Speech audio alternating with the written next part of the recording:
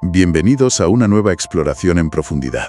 Hoy nos vamos a meter con una figura, una figura clave del siglo V a.C., Gorgias de Leontinos. Un nombre que suena, ¿verdad? Siempre asociado a la retórica, al arte de persuadir. Exacto. Pero la pregunta es, ¿era solo eso? ¿Un técnico de la palabra, un sofista más? ¿O había algo más? ¿Algo más detrás? Pues esa es la gran cuestión. Para intentar entenderlo, claro, tenemos que ver las fuentes. Y aquí ya empieza el lío, ¿no? Porque la fuente principal es Platón. Platón. Sobre todo el diálogo Gorgias, que lleva su nombre. Eso es. Y bueno, hay ecos en otros diálogos y fragmentos sueltos, testimonios posteriores. Sexto empírico, por ejemplo. Pero hay que decirlo desde ya. Conocemos a Gorgias casi exclusivamente a través de Platón. Que era uno de sus mayores críticos. O sea que la imagen puede estar un poco distorsionada. Un poco o bastante, sí. Es fundamental tener eso en mente todo el tiempo. Vale. Entonces, nuestro objetivo hoy, ¿cuál sería? Por un lado, ver qué ideas sobre la retórica, el poder, la justicia, le atribuye Platón a Gorgias en ese diálogo. Y a sus seguidores también, como Polos o Cállicles. Y por otro, intentar con cuidado, vislumbrar algo del Gorgias histórico, más allá de esa caricatura platónica. Exacto. Es un debate fascinante sobre el poder de las palabras que, fíjate, sigue muy vigente. Pues sí. Venga, vamos a empezar a desgranarlo. Vamos allá. Primero, ¿quién era Gorgias? Un poco el perfil. Pues será lo que hoy llamaríamos un intelectual famoso, ¿no? Uno de los sofistas más importantes. Sí. Venía de Sicilia, de Leontinos, no era ateniense, pero viajó mucho enseñando. Enseñando el arte de persuadir y cobrando por ello, que eso también era importante. Valía oro. Totalmente. Para hablar en la asamblea, en los juicios, era poder puro. Eso es. Pero fíjate la paradoja. Era súper popular y, sin embargo, hoy nos cuesta muchísimo saber qué pensaba él realmente. Por lo que decías de las fuentes. Exacto. Insisto, porque es que es crucial. No tenemos obras completas suyas que digamos, esto es de Gorgias seguro.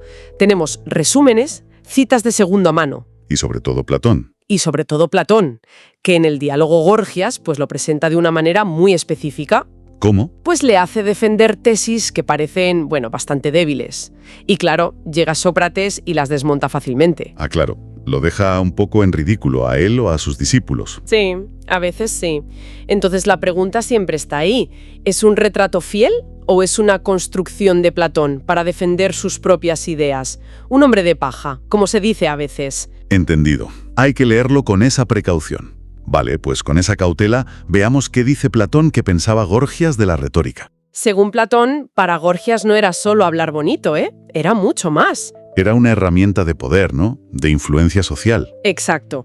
Quien domina la palabra pues puede modelar la opinión pública, cambiar decisiones, dirigir a la gente, básicamente. En el propio diálogo, creo recordar que Gorgias la define como la habilidad de persuadir con discursos sobre cualquier cosa, además. Sí, sobre todo en grandes reuniones como la asamblea o los tribunales.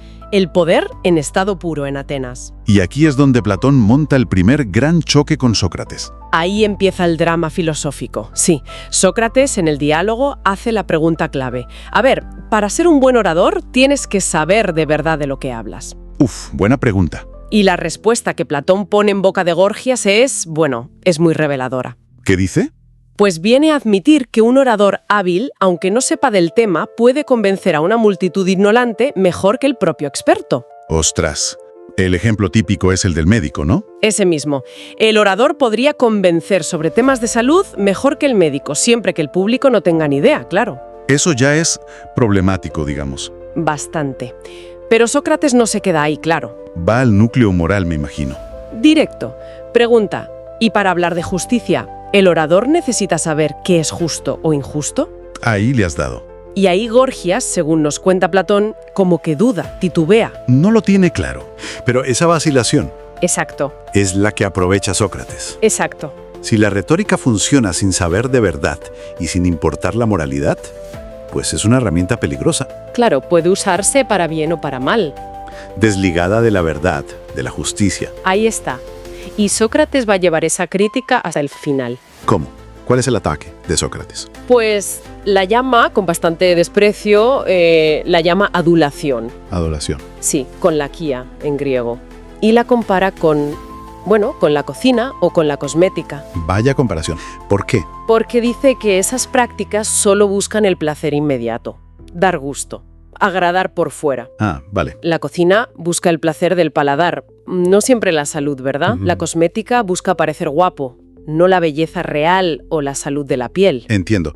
¿Y la retórica? Pues igual, buscaría el placer del público, el aplauso, la persuasión fácil sin preocuparse por el bien del alma. Que para Sócrates es la justicia. Eso es, y la contrapone a las que él llama artes verdaderas, ¿Cómo cuáles?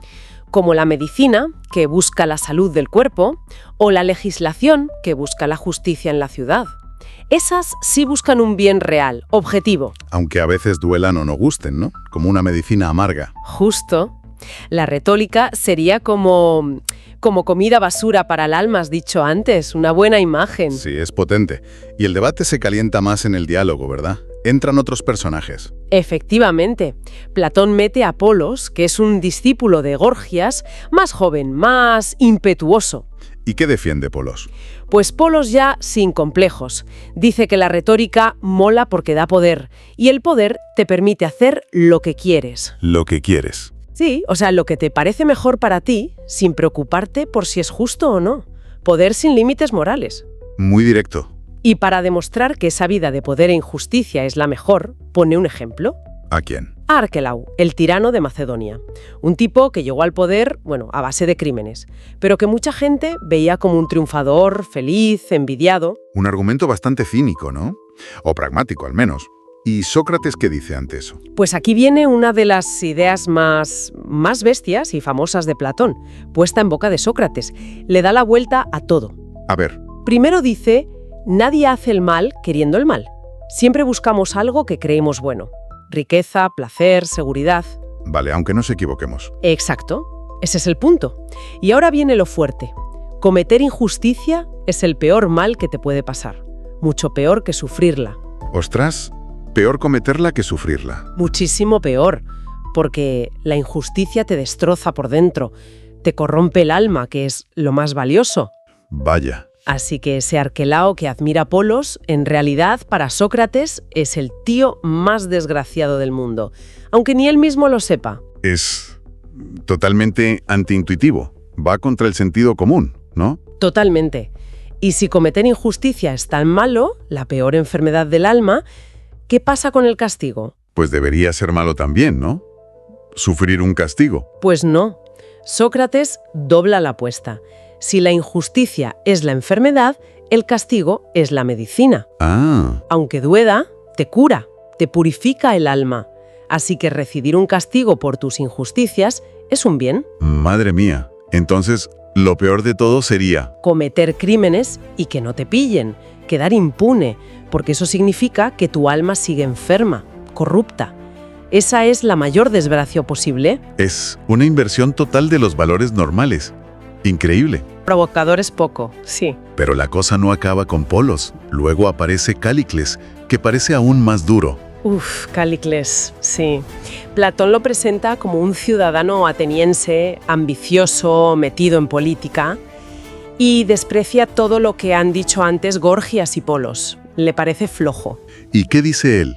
¿A qué acusa a Sócrates? La acusa de tramposo, de jugar con las palabras, mezclando lo que es justo según la ley, la convención humana, el nomos, Ajá. con lo que es justo según la naturaleza, la physis. Vale. ¿Y qué es justo según la naturaleza para Callicles? Pues su tesis es directa y brutal.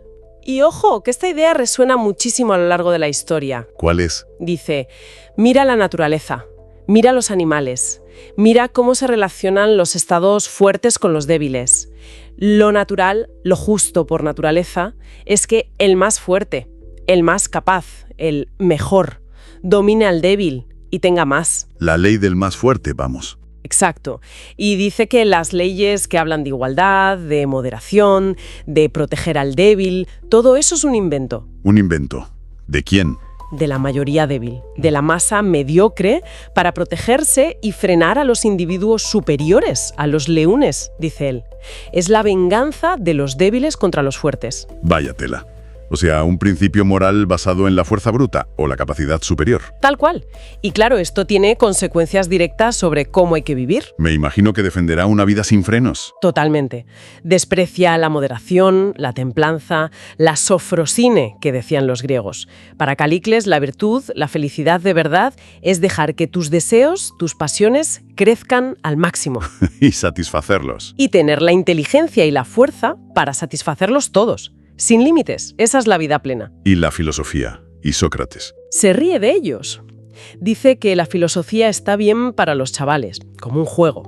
Pero para un hombre adulto metido en la vida pública es inútil, peor, es peligrosa. ¿Peligrosa por qué? Porque te deja indefenso, como a Sócrates. Incapaz de defenderte si te atacan injustamente. Te pueden dar una bofetada en público, te pueden llevar a juicio, condenarte, y tú ahí, sin saber reaccionar con eficacia. Es una defensa muy apasionada de una vida de poder y autoafirmación sin las ataduras morales comunes. Muy apasionada, ¿sí? Un desafío en toda regla. Y frente a esto, ¿qué le responde Sócrates en el diálogo? ¿Qué argumentos usa? Pues Sócrates ataca por varios lados. Primero, le cuestiona eso de el más fuerte o el mejor. ¿Qué significa exactamente? ¿Fuerza física? Entonces ganaría la masa, la mayoría. Claro, es la inteligencia. Intenta que Calícles aclare qué quiere decir, buscando que se contradiga. Vale, buscar la inconsistencia. Sí, pero quizá el argumento más famoso que usa es una metáfora, una alegoría. ¿Cuál? La de las jarras agujereadas. Parece que era una imagen de origen órfico o pitagórico. ¿Y qué representa? Compara el alma del hombre sin control, como Calícles, con una jarra llena de agujeros. Por mucho que intentes llenarla de placeres, siempre se vacía. Nunca está llena. Siempre necesita más. Es una insatisfacción constante. Ya veo. ¿Y el alma del moderado? Sería como una jarra sana, sin agujeros. Una vez llena, se mantiene llena, satisfecha, en paz. O sea que la vida moderada, aunque parezca menos excitante, Es más plena y feliz a la larga. Esa es la conclusión de Sócrates. tiene sentido la imagen. Y además insiste en algo importante. No todos los placeres son iguales.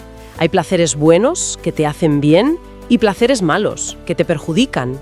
No vale perseguirlos todos sin más. Hay que elegir. Hay que tener criterios, sí. Y este debate sobre cómo vivir, sobre la moderación frente al deseo sin límites, tiene que tener consecuencias políticas, ¿no? Sin duda. Para Sócrates, la verdadera política, la política buena, no es la que busca solo el poder o dar gusto a la gente. Entonces, ¿qué busca? Busca mejorar a los ciudadanos, hacerlos más justos, más moderados, educar sus almas, diría él. Una visión muy exigente de la política. Muy exigente. Y desde ahí, Platón le hace lanzar una crítica tremenda a algunos de los políticos más famosos y admirados de Atenas. ¿A quiénes? A Pericles. A Pericles, a Simón, a Temístocles. Reconoce que hicieron grandes cosas por la ciudad. Murallas, puertos, la flota naval. Lo que se suele llamar engrandecer la ciudad. Exacto. Pero Sócrates pregunta, ¿hicieron mejores a los atenienses? ¿Mejoraron su carácter moral? O quizás, al acostumbrarlos al poder, a la expansión, al lujo, los volvieron más caprichosos, más indisciplinados, incluso más feroces. Es una crítica muy dura al legado de la Atenas imperial, casi subversiva. Totalmente. Pone en cuestión los mismos cimientos del éxito ateniense. ¿Y cómo cierra Sócrates su argumento en el Gorgias? ¿Cuál es la conclusión final? Pues reafirma su idea central, la que ya le dijo Apolos. Siempre, siempre es peor cometer injusticia que sufrirla. ¿Insiste en eso? Sí. Y si la cometes, es mejor ser castigado que librarte. Y luego, con una mezcla de ironía y seriedad profunda, se presenta a sí mismo. ¿Cómo? Como quizá el único ateniense de su época que intenta hacer esa verdadera política, la que se preocupa por el alma de los ciudadanos, no solo por el poder o las obras públicas. Vaya afirmación. Y para rematar cuenta un mito sobre el juicio de las almas después de la muerte. Ah, el famoso mito final del Gorgias. Ese es. Las almas llegan desnudas al juicio, sin sus cuerpos, sin sus riquezas, sin su poder. Solo importa si han sido justas o injustas en vida. ¿Y quiénes salen peor parados? Pues en el mito, los que reciben los peores castigos, los incurables, suelen ser precisamente los tiranos, los poderosos que han abusado de su poder. Porque su corrupción es más profunda, claro. Exacto. Es como un aviso final, cuidado con elegir el poder injusto, porque las consecuencias últimas pueden ser terribles. Es un final impactante para el diálogo. Pero claro, todo esto es la visión de Platón. Eso es, hemos recorrido el Gorgias platónico, que es fascinante, pero nos deja esa imagen de Gorgias y la retórica muy marcada por la crítica socrática. Entonces, si intentamos mirar un poco más allá de Platón, ¿qué más podemos decir del Gorgias real? ¿Hay otras pistas? Pues esa es la pregunta del millón, y donde más cautela hay que tener por la falta de fuentes directas. Ya. Pero sí, hay algunos testimonios, algunos fragmentos, que sugieren que el Gorgias histórico quizá tenía ideas cercanas al escepticismo o al relativismo. ¿Escepticismo? ¿En qué sentido? Hay un resumen famoso de un supuesto tratado suyo sobre el no ser o sobre la naturaleza. Suena potente. Y tanto. Parece que argumentaba 3 cosas, a grandes rasgos. Primero, nada existe. Nada existe. Segundo, si algo existiera, no podríamos conocerlo. Vaya. Y tercero, si pudiéramos conocerlo, no podríamos comunicarlo a los demás. Pero eso es nihilismo puro, ¿no? ¿O cómo se interpreta? Pues hay mucho debate. Probablemente no era un nihilismo tan radical de no creo en nada. Quizás era más una exploración de los límites. Los límites del lenguaje, del conocimiento. Exacto.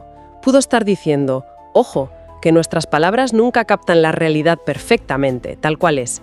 El lenguaje siempre se queda corto, es ambiguo. ¿Y si el lenguaje es limitado? La comunicación perfecta es imposible. Y lo que aceptamos como verdad o conocimiento en una sociedad depende mucho de la persuasión, de la habilidad retórica para crear un acuerdo, un consenso. Ah, vale. Más que de reflejar una realidad objetiva ahí fuera. Podría ir por ahí, sí.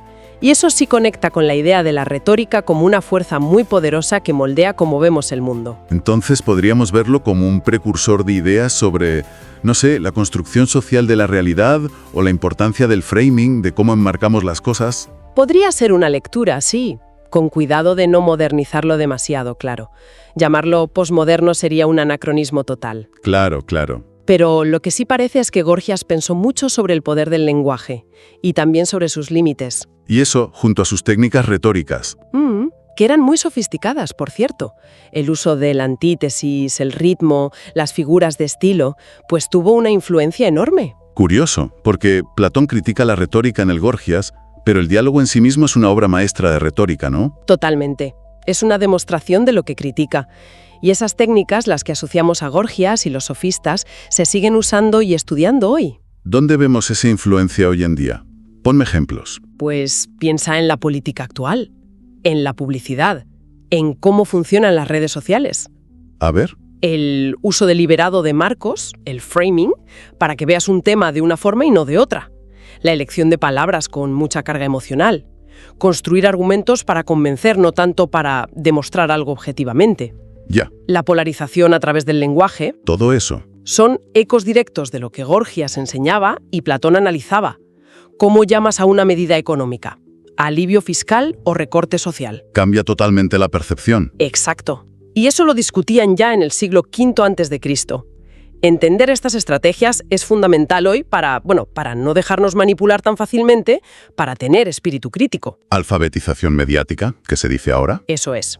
Y además, sus dudas sobre el lenguaje y realidad, pues anticiparon debates que siguen abiertos en filosofía del lenguaje, en epistemología. Muy interesante. Bueno, hagamos un poco de balance. Hemos viajado por el mundo de Gorgias, sobre todo a través de Platón, con esa lente potente pero quizá un poco deformante. Hemos visto la retórica como una fuerza capaz de mover el mundo, chocando con la búsqueda socrática de la verdad y la justicia como algo interior, del alma. El pulso eterno entre ser eficaz y persuasivo y ser íntegro y bueno. ¿Con qué nos quedamos de todo esto? Pues yo creo que el diálogo Gorgias, más allá de la historia, nos planta delante una tensión que sigue ahí, ¿no? La tensión entre saber persuadir, tener éxito, poder y la exigencia de ser justo, de mantener la integridad. Son compatibles.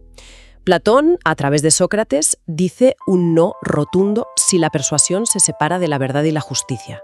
Ahí es cuando la retórica se vuelve peligrosa, corruptora. Y eso nos deja pensando, claro.